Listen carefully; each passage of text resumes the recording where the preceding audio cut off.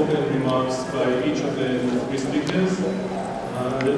Then we will follow a panel of questions and answers with debating, and we will leave time for questions from the audience, which I find always is important part of such conferences. So we'll do our best to leave some sufficient time. And as I said, we'll finish 11 because of the delays in the morning. Our first speaker is Tamar, or Tami, as we know her, Galili.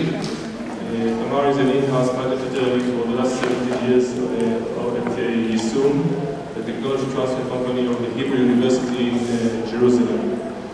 Tamar holds a degree in molecular biology from the Hebrew University in Jerusalem.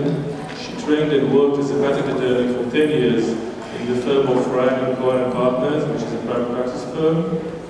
She worked for 3 years at the biopharmaceutical company Carix as the in-house patent attorney. So she has an experience of being a patent attorney in both private practice, in a commercial company, and in a technology transfer company. And while none of the speakers formally represents anyone, but her or his views, Tamar's background comes from the TTO activities, so I'm sure she will shed some light on the point of view of the academic institution acting through their TTOs. Next speaker is Professor Naama Zatorsky. Naama is an assistant professor at the Technion Faculty of Medicine and heads a research laboratory which focuses on the area of the human microbiome. Naama did her postdoc at Harvard and received her PhD from the Weizmann Institute of Science in Rehovot.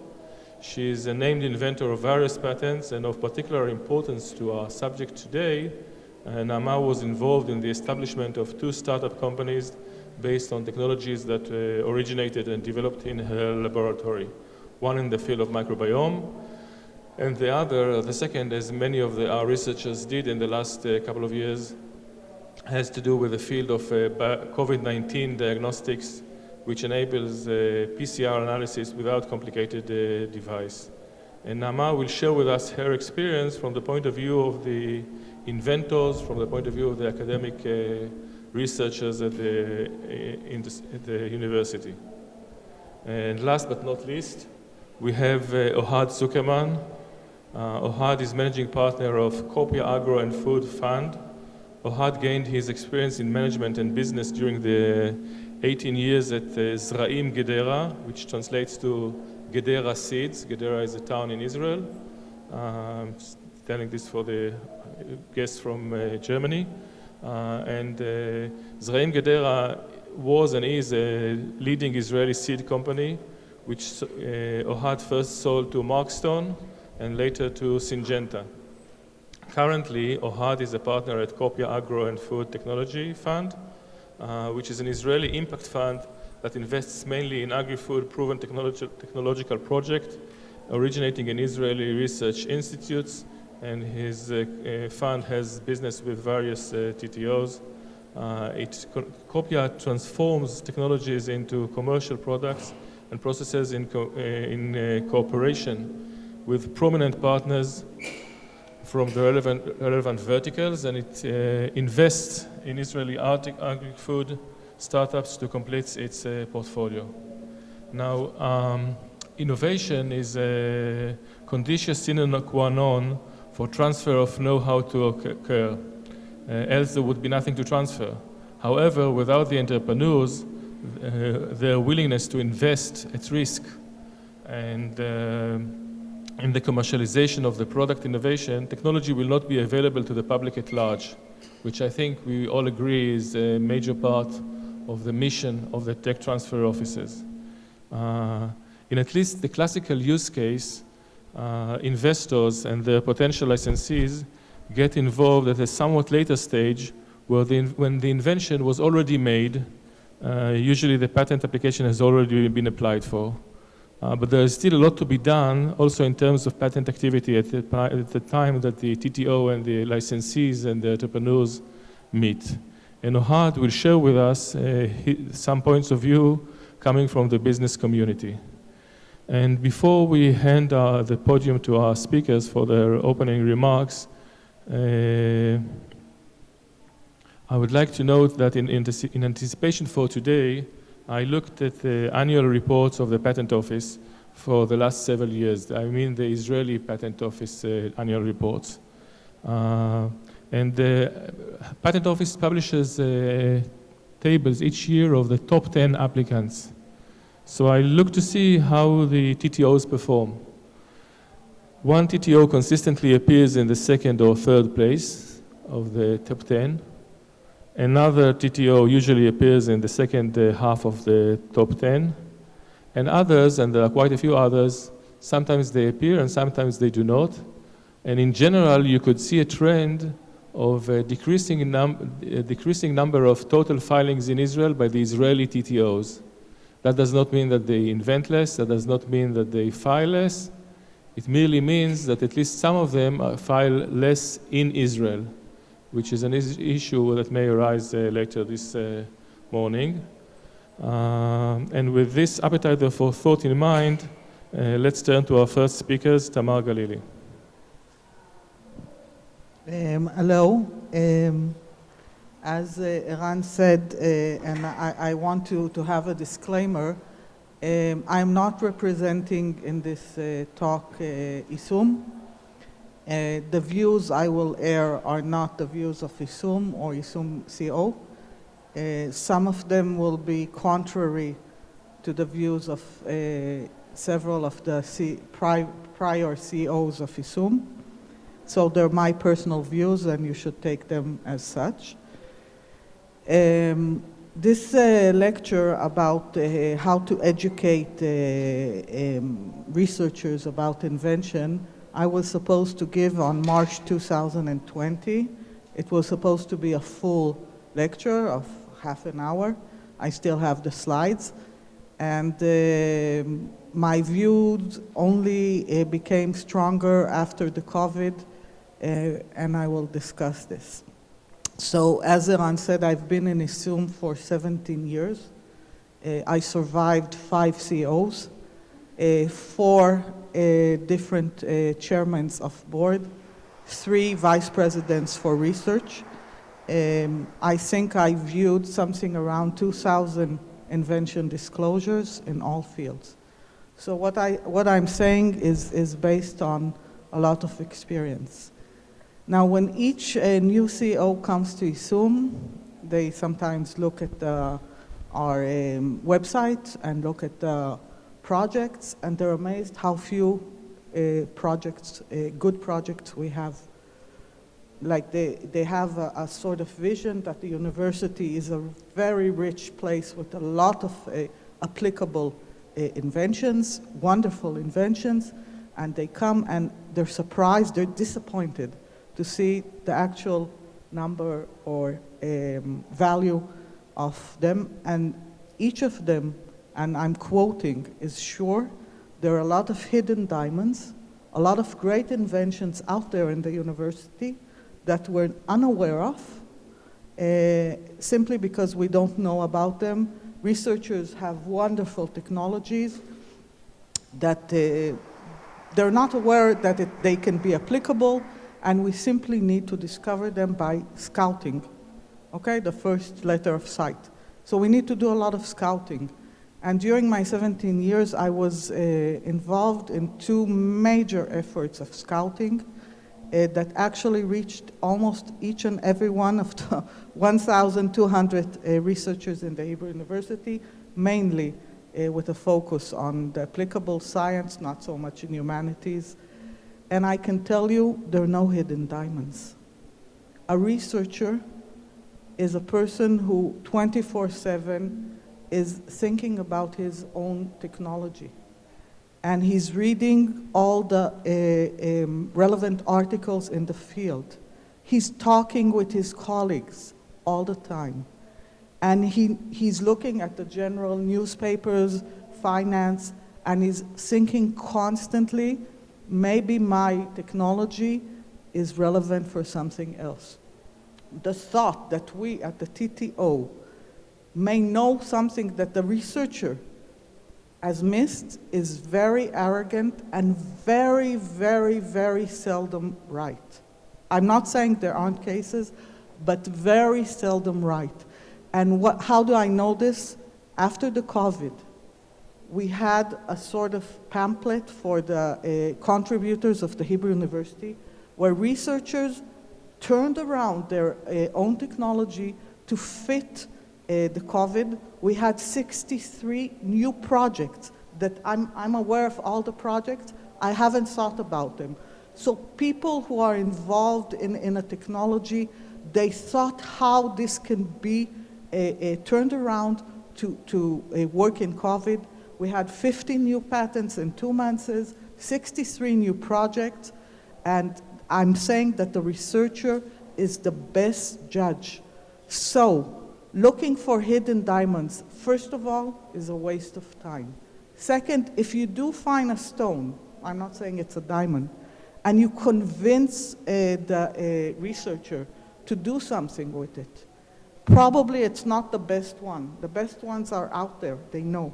It's not the best one. Think what happens when you go and convince someone that wasn't thinking about filing a patent, and then a year later you drop the patent, or you continue with it and it's not commercialized.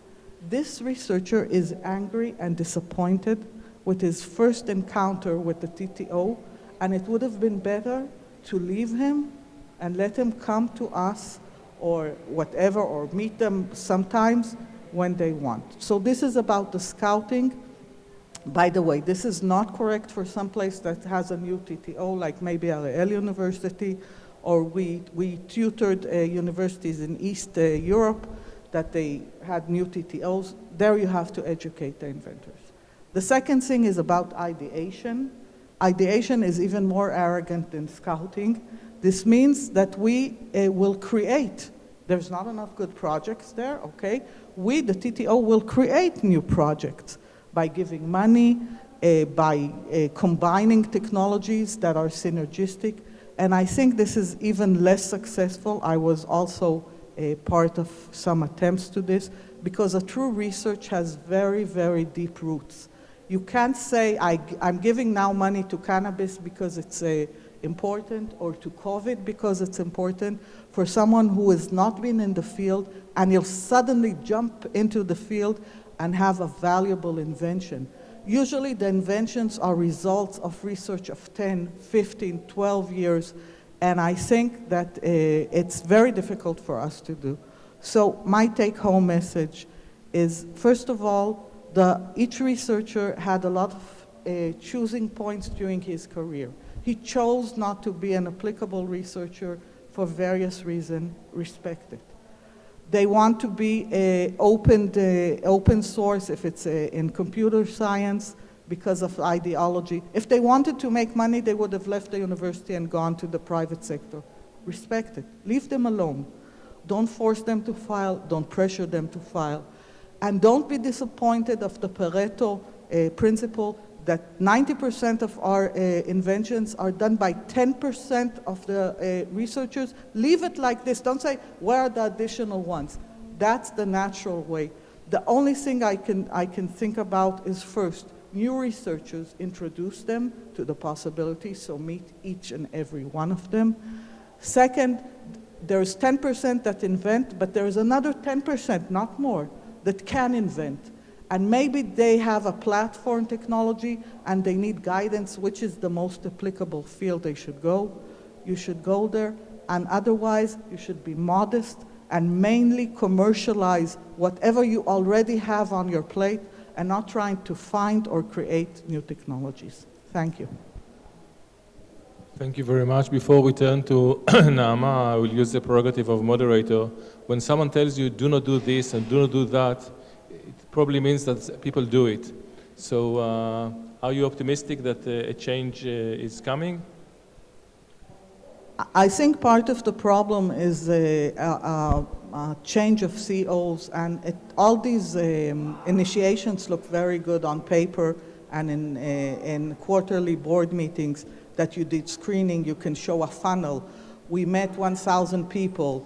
We had this and this discussions. We did this and this. We invested money in RFPs suggesting new I don't know, Homeland Security, green energy. I'm old enough to go through Homeland Security after the 9/11 and the whole stuff, biodiesel, it's fashions, each and every one of them, and it came out to nothing. So I don't think it's changing. I think it will change only when the CEOs become older, but then they are replaced, and the new ones think again from the start they have to create new technologies.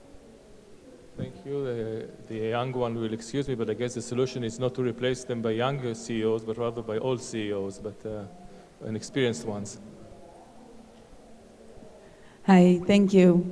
I'll give a little bit background of my path and my perspective, and we'll be happy to answer questions in the discussion. So my path, I started in Tel Aviv University, chemistry and biology, first degree, master's and PhD at the Weizmann Institute in the lab of Uri Alon, and I'll integrate the interactions with the TTO. So during my master's and PhD, we wrote a couple of patents. I was involved as a student, so whenever there was an opportunity for a patent, it was a discussion in the lab. Uri is a very open person, so he offered, we could also offer. We were aware of this option, but we weren't part of the writing, just reviewing and signing. But yeah, reviewing and making sure that it's written correctly. There was a company that was founded based on my PhD that was in collaboration with a few other PhD students and postdocs. And one of the PhD students moved abroad for this company. So I was aware of the connection and the opportunities, and happy that he took it off. I was interested in a postdoc, and everything was really fine.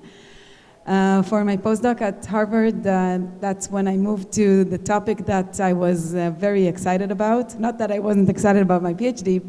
I learned really a lot there, but I switched to study microbes that really burned in me and still are. So at Harvard, we initiated a huge project. I came from systems biology way of thinking in Uri Alon's lab to Dennis Kasper, which is a really amazing microbiologist and chemist and carbohydrate chemist. He studied 1 up to 2 bacteria. When I joined, and he asked me, why did you come to my lab studying protein dynamics in cancer? What's the connection to microbiology? And I said that I'm coming from a systems biology way of thinking, and I think that the microbiome has a huge potential. It was in 2010, before or just at the beginning of the hype. And we initiated a huge project with a few other labs, one major other lab, and the company invested in this project. Actually, NIH did not fund the project. We characterized the immune response to 60 different microbes that are very different from each other. It was before we knew what microbes do to our immune system. It was really exciting. So, and we wrote a few patents on this work. In my lab, am I talking too much? 5 minutes, okay. In my lab, we are studying the microbiome interactions with the host immune system. And we also wrote a few patents. I would say, I thought about while you talked. So I had a really good contact with TTO. Shulamit and Jillian are here that I recognize and work with on the patents, and Tali, Gal, and Tamar, and Rona, and Kobe. Really good communication. So they made me aware of the patents. Even yesterday, my talk with my discussion with Shulamit made me think about another project that perhaps we should think about writing a patent so that we won't delay the publication. So in this regard, it was really good, the communication. I didn't feel that anyone forced me to start a project. I would say I did write a comment that I thought to bring up here. Like, for example, sometimes we have ideas that are applicable and we need some seed money to make them more applicable like a POC so that we can write a kamin or on a far on them. So that's something that I think the TTOs can help with, or the universities. So I think this awareness and communication really helped. So I'll just continue with the path. One of the the TTO connected me a lot. We had a lot of meetings, and at a certain point I told them, okay, stop. I'm only 2 years here, or even less. I have to concentrate more. I can't meet so many entrepreneurs and foundations. I want to concentrate. This is the last meeting, but that meeting was with the entrepreneur, with whom we opened our first startup company. It was a really nice click. We had several conversations and found out which technology and lab can be applicable, and realized that this is the best timing for it. And yesterday we had Mivdak of Reshut HaChadshanut. But since Innovation Authority exam, I would say, yesterday. It's a really fun company. We were the first Israeli company accepted to the Illumina Accelerator, and the Technion Accelerator also helped us. So it feels right. I wouldn't say, if you had asked me 10 years ago or 5 years ago, I wouldn't say that I would open any company. And now there are 2. So this microbiome is really from the communication with the TTO office, and I'm very happy about it. It does put a lot of additional work to my life, but it's fun to do something also applicable. We have 2 clinical trials running, and I really hope that it will get to patients. And the second one was COVID. So in the first lockdown, we sat home and felt really bad that some biological entity, virus, is running around there, and we are at home. The lab is closed. And again, the Kobe Rubinstein, the Manlam head, I don't know, it's the vice president. I contacted him and asked him to allow us to open the lab, because we had an idea to invent a diagnostic method, and his reply was, this sounds really crazy, but sometimes crazy ideas work out. Please open your lab. And we worked like crazy in pajamas, didn't come back home. Rambam was also amazing, immediately said this can be really a game changer, and opened their lab for us to work with patient samples. And I actually also talked with the TTO when I started and said, I wanted to go out. The idea here, as you said, is not to make money, but to have the world understand that this method can be applicable and open up the gates of the lockdown in the world. I don't want to. The idea here is not to. It's applicable to implement it to the community, but not to make money out of it. And we found a solution with the Technion to write a patent quickly and to publish it still very quickly. So in less than 2 weeks, we published it already and succeeded to write a patent. And since then, we wrote another patent and opened a startup company. And I can talk a lot more about it, but I think my time is up. So from my point of view, I think the awareness and communication is extremely important. And I'm really happy with the path and the connections, although it is a lot of work. I agree. Thank you very much, Naama. Did you file a patent for the COVID-19 method? Yes, more than one. Yeah, we filed one right away, and everyone really also stood on their feet across the board, and we wrote a patent very quickly, and then another one. While the researchers and the TTOs communicate in an efficient manner, sometimes in an efficient manner, sometimes in less efficient manner, they all are in preparation until the moment that you come. So what do you say? First, I'm used to speak after ladies. My mother taught me that when God created man, she was only joking, so it's fine. A bit about my background. I'm an agronomist by profession from the Faculty of Agriculture. My second degree is from Kellogg Recanati for business. I worked for almost 30 years in Zraim Gedera. Started as a tractor driver, ended as a CEO. Then I moved to aquaculture. I was working with microalgae. Company still exists with a face mask, which is fantastic. And Copia is my third, probably last career. Copia is a small fund, only $27 million, and they will soon understand why we wanted it to be small. We have two avenues of investments. The main one is not startups like everybody, because we do invest in startups, but we mainly invest in projects originating from research institutions, only in Israel. And first of all, when it started, we saw that there were more funds than startups in the agri-food sector. And when we thought how we can differentiate ourselves, I remember that I worked in Israel Gedera with many, many TTOs, and we funded a lot of projects, and we did the development while they did the research. So we decided to go into this blue ocean where there are not so many companies, especially not funds, that work with TTOs. We know that there is, I would say, a graveyard of technologies in every institution and university. There are a huge amount of great inventions that eventually do not get to the market because of various reasons. And we thought that we can capitalize on that. So all our investments are in order to improve sustainability across the supply chain of food, from the genetic to the plate. And what we do, we actually act as a bridge between academia and business sector. These two creatures don't usually speak the same language. Researchers speak about genes, about bacteria, and the business people speak about segmentation, about market share, about profits. And sometimes this doesn't go well together. There are TTOs that speak both languages, and those are the successful ones. But in many cases, we found it very difficult.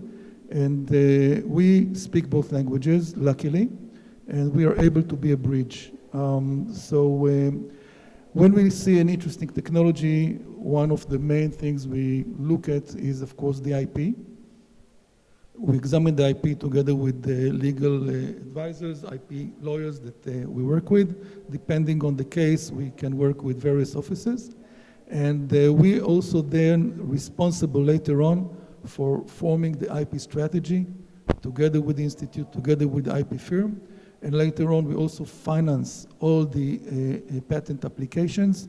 And we make sure that the IP is well protected, because the way that we later on transform these technologies into products you can sell or processes you can implement is by cooperating with industrial partners, companies from the relevant verticals and industries. And when we do sub-license to them the technology, and I'll explain later how, we have to make sure that this is not something that they will put on the shelf. We are responsible to do it in the right way, to find the right companies that will really exploit the technology. So technically, how does it work? Once we choose a certain technology and it passes our due diligence, our investment committee, we start with the financing the technology, usually through a vehicle that we have in the fund. Sometimes we open a special purpose company from the very beginning, and sometimes we do it later. However, every technology is incorporated into a special purpose company, which is our way to manage the business, to transfer funds to the institutions, to put in additional investors if we want, to sub-license the technology, etc. So this company is paying for the last mile of the research to the institution and gets the global exclusive license to commercialize the technology, and then sub-licenses this right to the different companies. In order to maximize the IP potential, we segment the market, and if we think that a certain technology can be implemented in different segments and verticals, then we sub-license the technology to different companies that do not compete with each other. Now, these companies usually are second and third tier. We found it very difficult to work with the first tier companies. People change frequently, strategies change frequently. They're very, very powerful. They use coercive power to get more. And we found it easier and quicker to work with second and third tier. In order to ensure that they will be able to enjoy their effort, then we promise them, and we have in this an agreement, that in case the buyer of the technology later on is not going to allow them to continue to distribute or to commercialize, they will be compensated through our exit.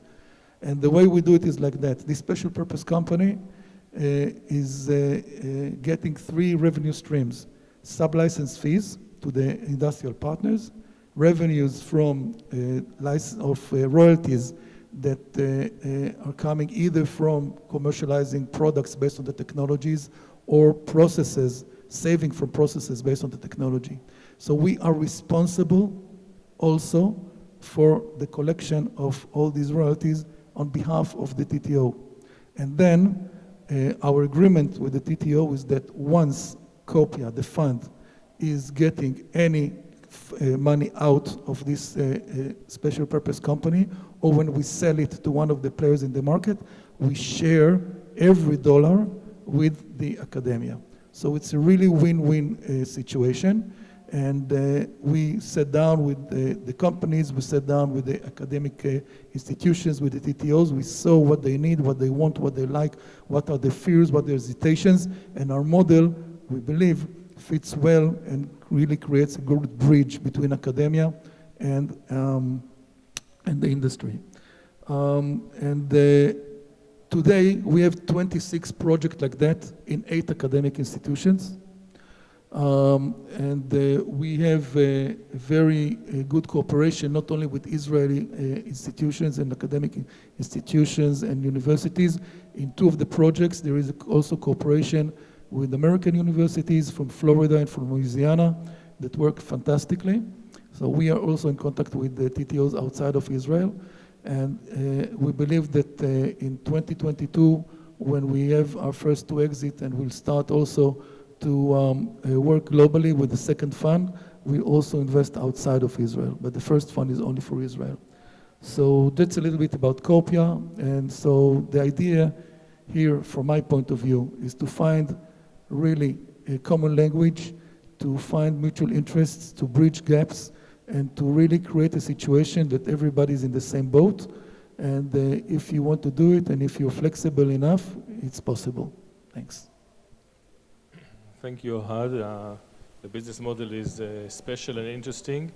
The entire conference is about tech transfer, and the art of tech transfer, I guess, is balancing between the goals, legitimate goals of all stakeholders. We have 3 here today. And let us focus on patents, which is the subject of this workshop. So all TTOs actively file patent applications to protect inventions conceived by their researchers in the academia. From your point of view, and please try to be representative of the sector within the TTO transfer, your sector within the TTO process.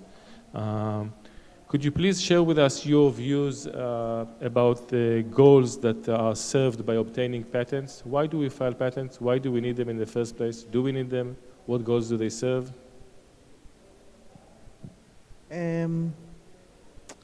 We have, first of all, the patents we file are sometimes the actual final patents on the product. So they're the ones that protect the product from being copied by competitors.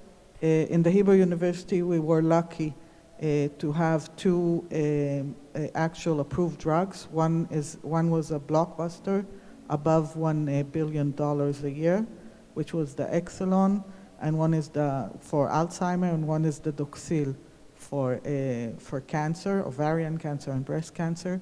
And in both those cases, the first patent filed by the Hebrew University was actually the patent used to protect the product. There were not much downstream products.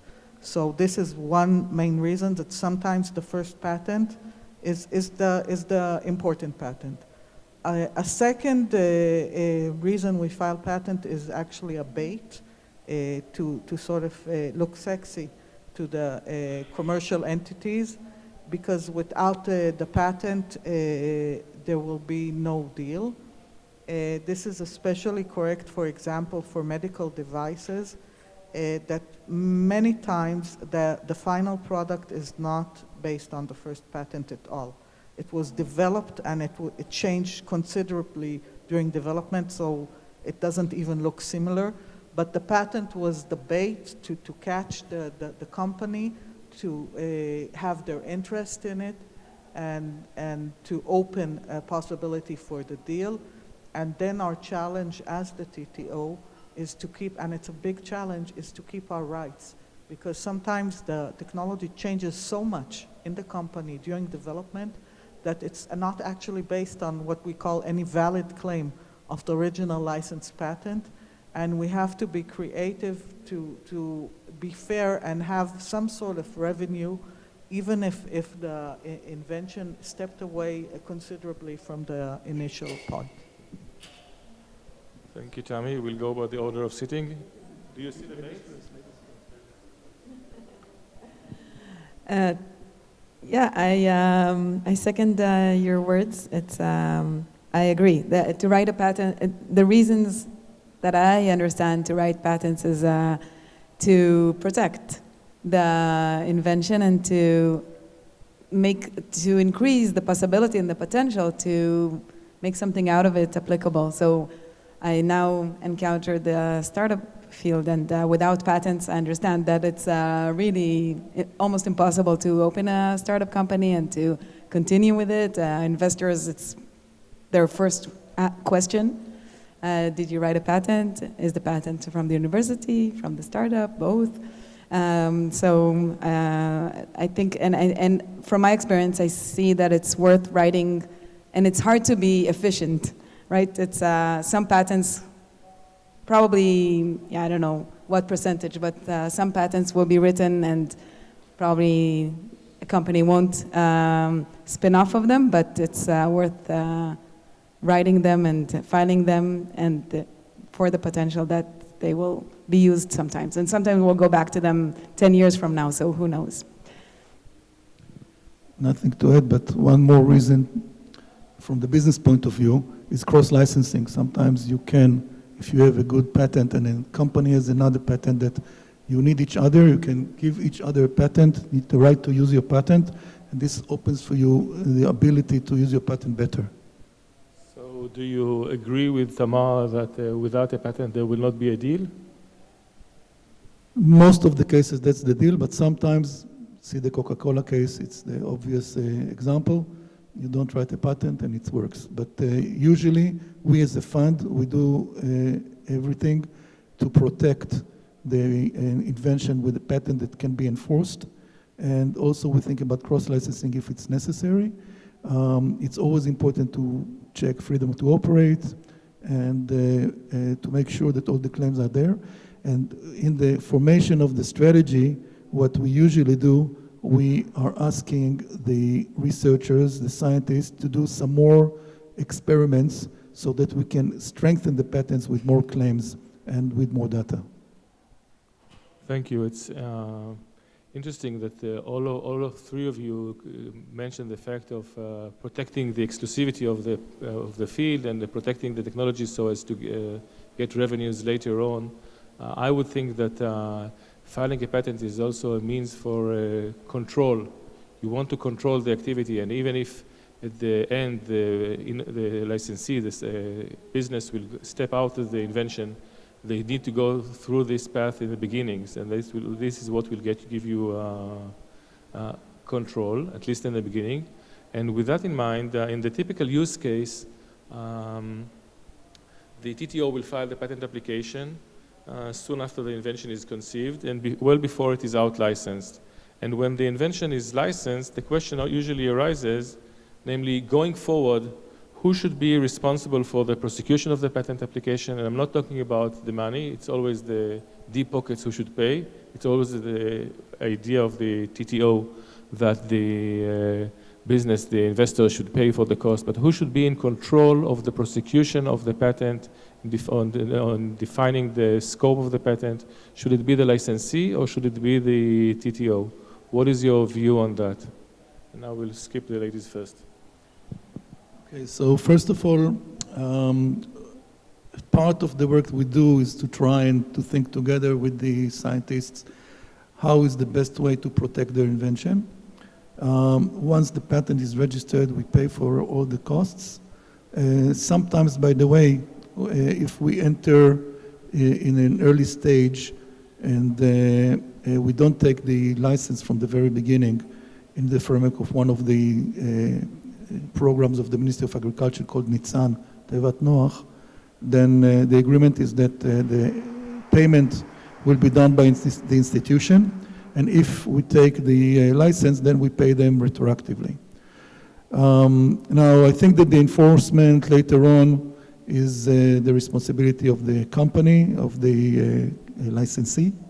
They have to be the ones that are responsible for everything, of course, together in transparency and in consultation with the TTO and with the scientists, but it is the responsibility of the licensee. So when you say licensee, is it me or the university? Oh, okay. Okay. Yeah, sorry. Yesterday, Shulamit coached me with many of the words that I need to learn in order to speak here today. And thank you for that. So from my experience, I had a really good experience with, really, it's not because they're here, with the TTO at the Technion. So for me, as a scientist in the academia, it's good to work with the TTO that can understand exactly what I've done, and they can write it in claims, because I wouldn't know how to say that, I don't know, paragraph or two pages that I'm writing about the invention and turn it into 60 claims like they've done rapidly in the COVID-19 case. Yeah. Once the license is given to an external company, would you prefer that your TTO people be responsible for the prosecution of your patent, or would you prefer that the business who knows the market be responsible for the maintaining and prosecuting the patent application? Okay, let's see if I know how to answer this. I think the company will know more the field, how to protect it, but the Technion has to be part of it, because to make sure nothing is dropped off, and to make sure that if we can get more out of it, we can write another patent or license to another company. So I think, again, the communication, I think, is key. So I guess the answer would be the company, but in open communication with the TTO. I, of course, would say the TTO, because this is what I do. The actual answer is it depends who is the licensee. We have licensees like Merck. They have a wonderful patent department. They're better than me. They do a better job. I just keep an eye to see. They keep the dates. They have paralegals. They have patent attorneys. They know the technology. I just keep an eye to see that, they don't restrict it too much because I'm copied and that's it. But unfortunately, a lot of the licensees are small entrepreneurs. Sometimes it's the scientist himself who is responsible for patents. They don't know about patents. They're not aware that many of the dates are not extendable, that many of the actions, if they fail, they're not reversible. So I would prefer to have it on me. I feel more quiet, because we know we have a system, we have docketing system, we have experience with patent attorneys, we know who's good, who's bad. And of course, we always consult with the licensee. So the licensee is always involved. But I know, first of all, I know how to translate the patent issues into technological business issues. So I ask him, what is your main product? Is it protected? Then I would choose the claims. Do you really mind that we restrict the claims in this way? So I think the safest way, unless the licensee is a very big company with their own patent department, is that the TTO keeps it. And unfortunately, many of our cases come back to us. And then the licensees may have damaged them, may have thrown them away, and then we have to start to relicense them, and we don't know what happened because they made a mess of things. So I would prefer we do it, we control it, and of course we ask the payer what they want, and we want it to be as close as possible to the development plans, but I think the TTO should control it. And pay for the process? This is actually I see it as a free service I do for the licensee. We help them, we send them reminders. I personally review every response the attorney does, the attorney paid by and sometimes chosen by the licensee. I correct them, and everything is free of charge. You have a second opinion, you have a second reminder, free of charge. And I think it's one, if I would be a licensee, I would be happy to have another eye, check on the dates, check on the costs. Sometimes we tell someone, this is too expensive, you know, someone is fooling you around because we don't have any interest in that. So I think it's a win-win situation for both parties.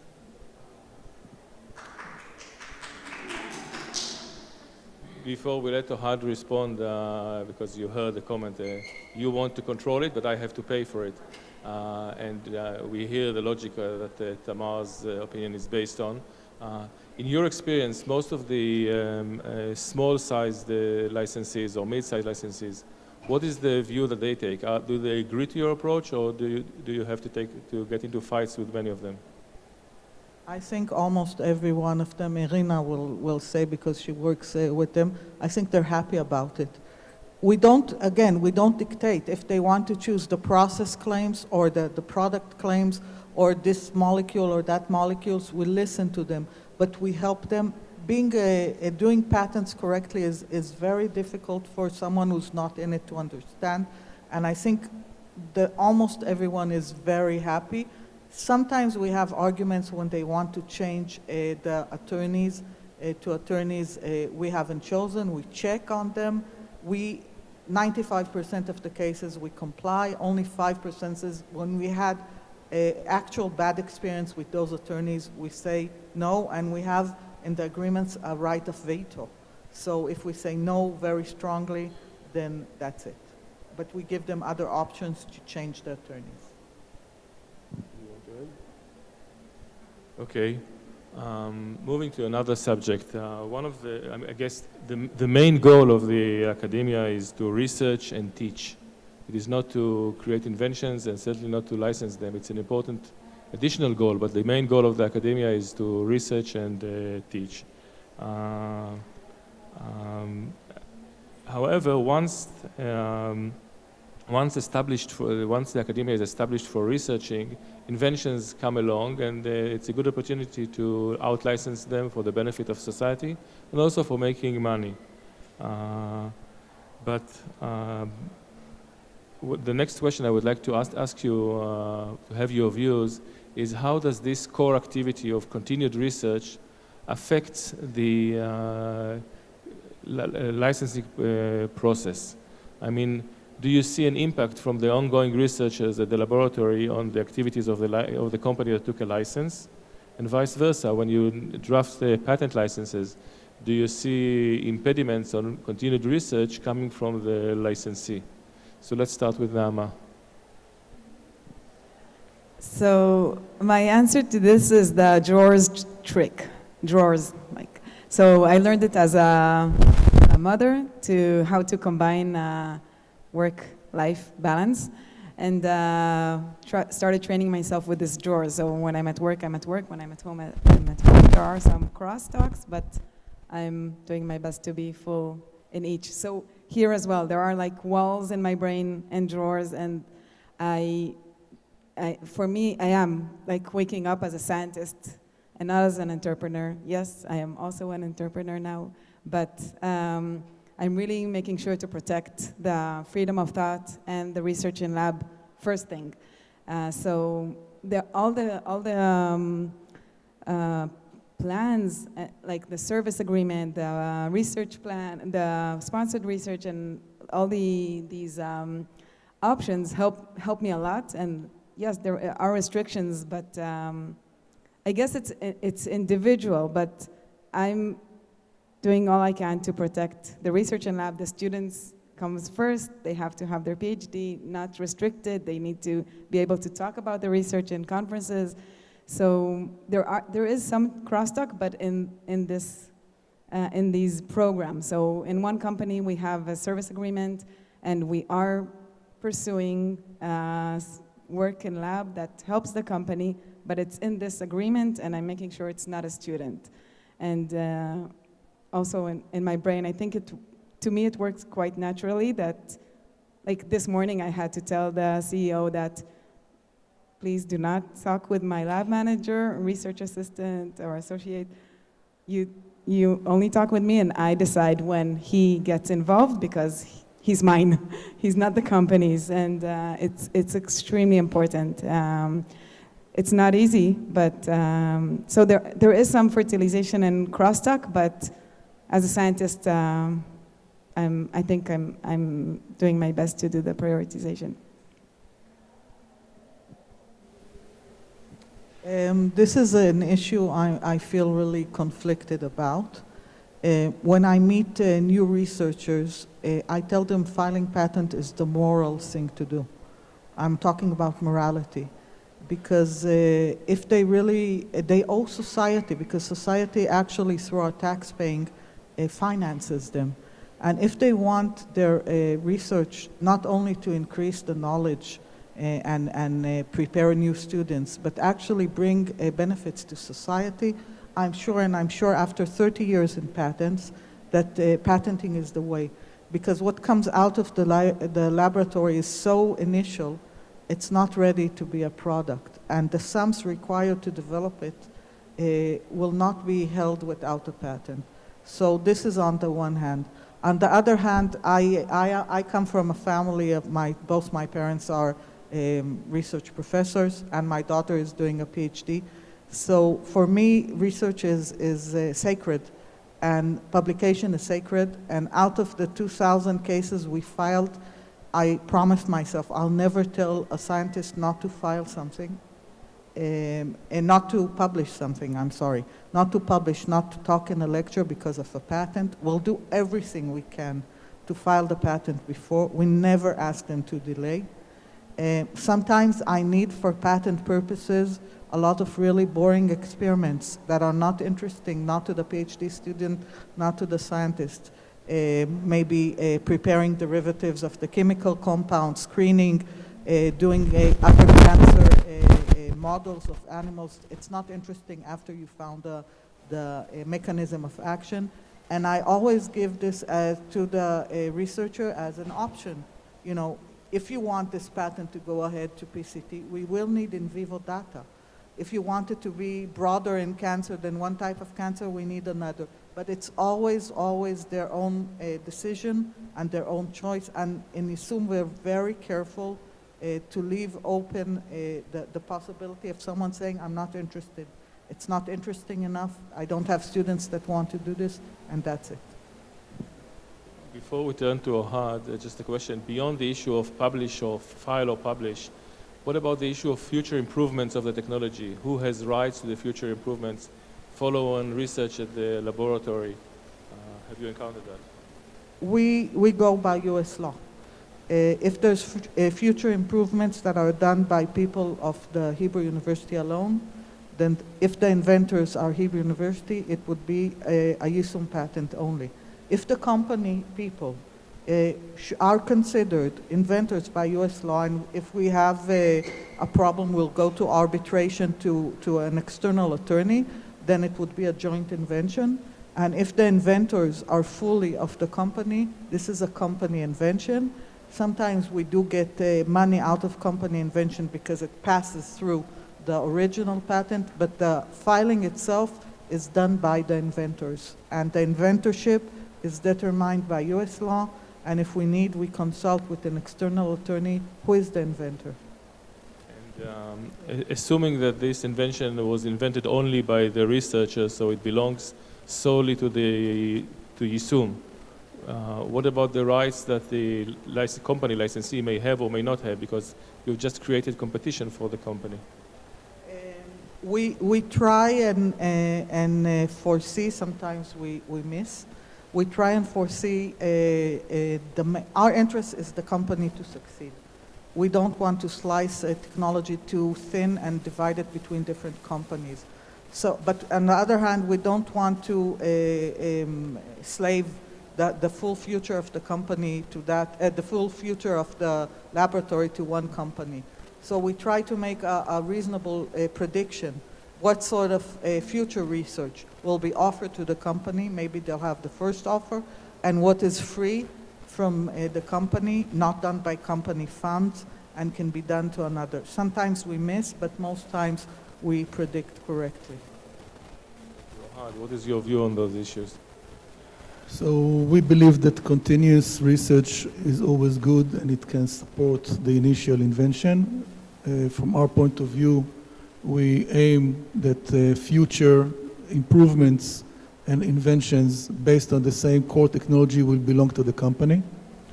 Because, as you said, we don't want to have internal competition. I would like to touch also the issue of articles and publications.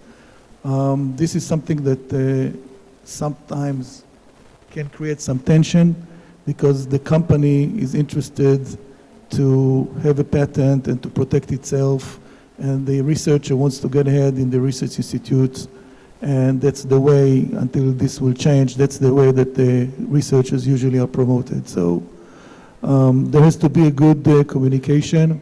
What we usually agree is that once there is a publication that is being cooked, then we know about it, we discuss with the patent office, we discuss with the TTO, we comment on it, and we make sure that there is no conflict and that the publication doesn't hurt the business. And sometimes it's also the interest of the TTO to wait a little bit with the publication to register a patent or provisional and then do the publication.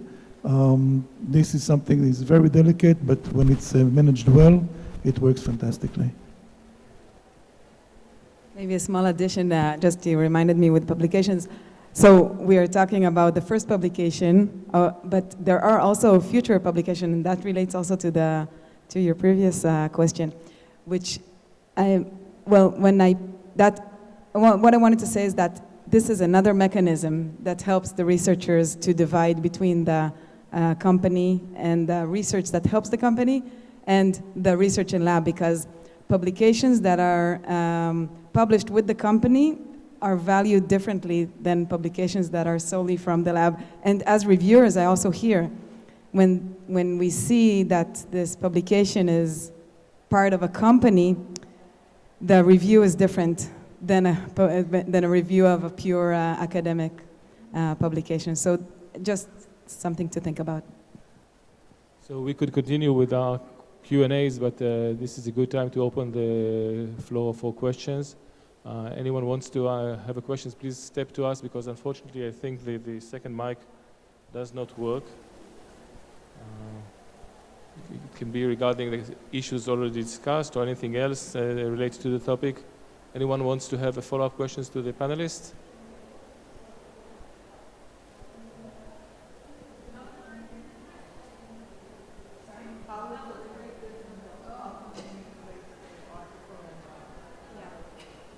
Okay, the question was, how is the review different? In practice, it seems it's like seamless, kind of, because it's the same review. But as a reviewer, when you see that the authors are from a company and some of the research is sponsored by a company, you're like, let's make sure everything here is really pure and nothing with interests that are hidden. So it makes the review a little bit different, and also the publication, but we make sure both as reviewers and as authors to have it as clean as possible. Of course, the conflict of interest will be written there. Yeah, so it's just another mechanism and something to think about. And I think, yeah, well, give or take. Okay, so while you think of the question, if you have one, I'll pose another one. In the 1990s, there was a pop song called All About the Money. while the lyrics stated otherwise, of course, that it's not all about the money. And I think in principle we all agree that it's not all about the money also in terms of tech transfer. And tech transfer is an opportunity to create changes, social changes and other changes. The issue I want to focus now is the issue of gender. There's a lot of work about the representation of women in the innovation process, how many women are named inventors and so on and so forth. And with that in mind, how do you view our Israeli process of tech transfer? Do we perform well on those issues? As I said before, my mother taught me that when God created man, she was only joking. So in Copia, we saw that about 65% of the research programs that we have with academic institutions are led by women, while the startups that we see, maybe less than 1% is led by women. And we started to question the reason, and the reason is that, as you all know, there is a ceiling that when women get very high, they meet the men that don't let them to go forward. It's very sad. It's also gender equality with the salaries, and it's something that needs to be changed. And we started to speak with the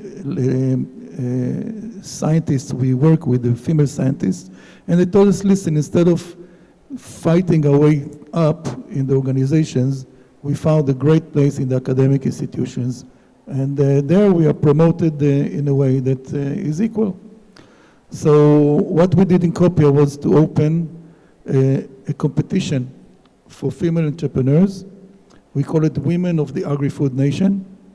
It's already 2 years running fantastically in the Paris Center for Peace. And there are over 6 competitors out of about 20 that we screened twice. And it is really working very well. And I think that there is one thing that is important in the institutions, that it is opening the door for women and scientists much better in the industry, much better than the industry. Just one sentence. I can say that when I encountered the startup I think it was last summer, I was just shocked because in the industry, I really, like all the Zoom, everyone, men, I'm the only woman, so many times. Although I am surrounded also with women, but I really saw the difference. So in the industry, I really encountered, just from my experience and point of view, less women. And Tamar, you have been with the Zoom for 17 years, so if there was a change, you must have noticed it. So what did you see? Typically, in ISUM, we're blind to the gender. I would like to say that we evaluate each technology on the merits of the technology and its chances, but it's not 100% correct. But the only things we will involve which are not technological is not the gender. Sometimes it's unfortunately politics of the university that pressure us to file patents for strong people, and some of them are women that they're head of departments or deans or make a lot of trouble. Sometimes we're against filing patents for inventors we know have a bad track of not cooperating. So even if the technology is great, we try not to do it.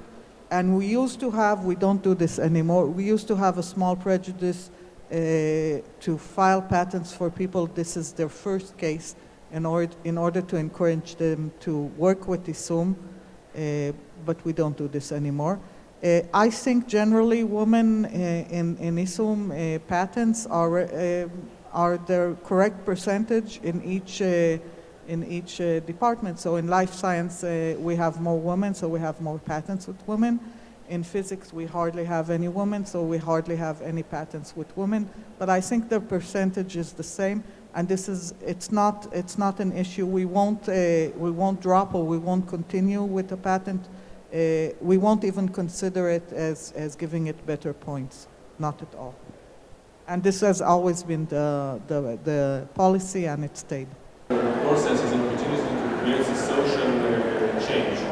If all are in agreement that in the startup community, in the industry, men are much underrepresented, and perhaps one way to go about it is to have preferential treatment for startups that are led by women. Would you consider that? I see the TTO as a money generator. It's all about the money. This is why ISUM is a technology transfer company, and it's not part of the Hebrew University. I definitely see the Hebrew University as a non-profit institute policy to do things to promote minorities. By the way, I'm more concerned that we don't have almost any Arab researchers. It's less than women in the percentage. But this is the prerogative of the university and not of ISUM. ISUM is an arm of the university. The sole purpose is to make money. So our decisions are business-oriented. They're not done to increase representation or social acceptance.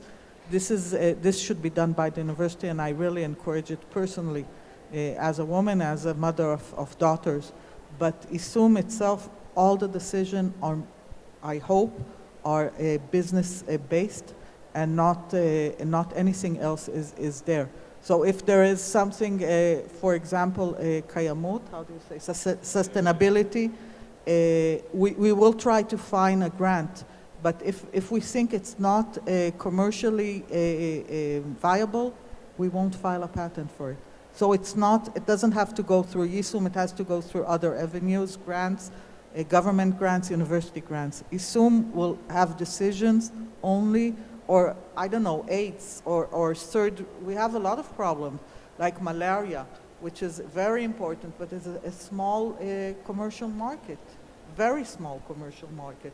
And we probably won't file it. So I say to the inventor, publish it. Let someone like the Bill Gates Foundation finance tropical diseases, but we won't finance the patents because we can't make a deal. Let some non-profit entity do it, not ISUM. I will let Ohad conclude this, because as we've heard, COPIA is an impact fund. So it would be interesting to hear your view about what Tamar said right now, that the TTO's goal is all about the money.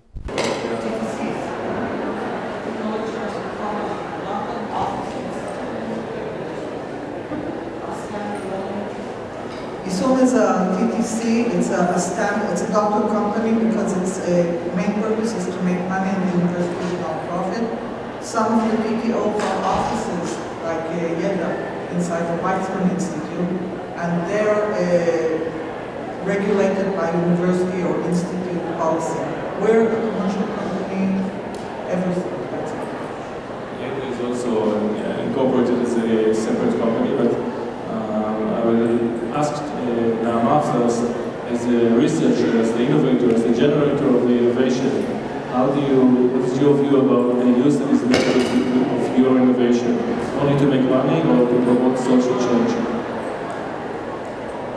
So the question is in general or in regards to patents? In general, patents are a tool.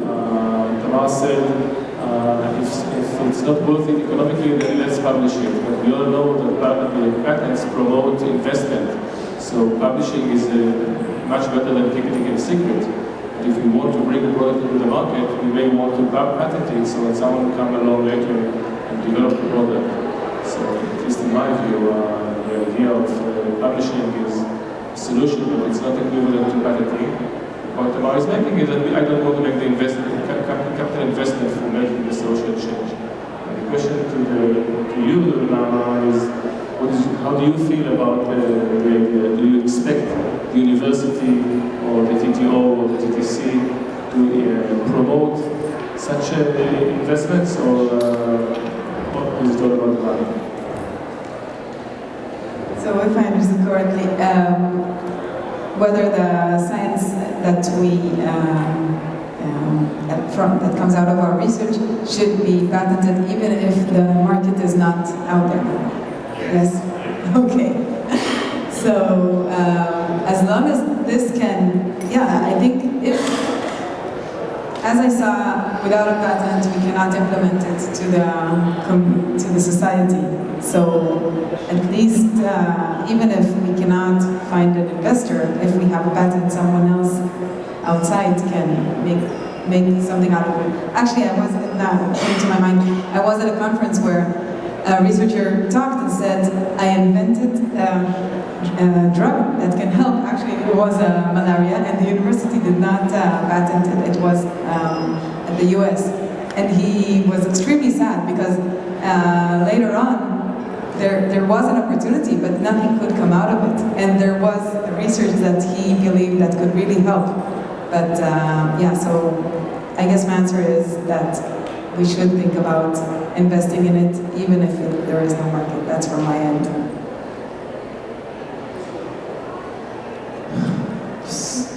The question is either or, and I think the answer is in the middle. Because impact is investing for money, but also for good. So from our perspective, the investments that we make are trying to do both. To find technologies that really improve sustainability, but also can make money. That's from our perspective as a fund. I do understand Tamar's perspective. It's a costly process. But I also think that, as you said, sometimes things change, and what happens today won't happen tomorrow, and something which today is not important can become important tomorrow. And in addition to that, if there is a patent, then it's like a bait. Maybe someone in a region that is this problem is important may come and be interested. So it's a question of business decisions and of alternatives. So there is no right or wrong here. Thank you. I want to take this opportunity to thank the three panelists for their great contribution. I hope you find the discussion interesting, and with that we conclude this workshop. Thank you for choosing to be here. Thank you.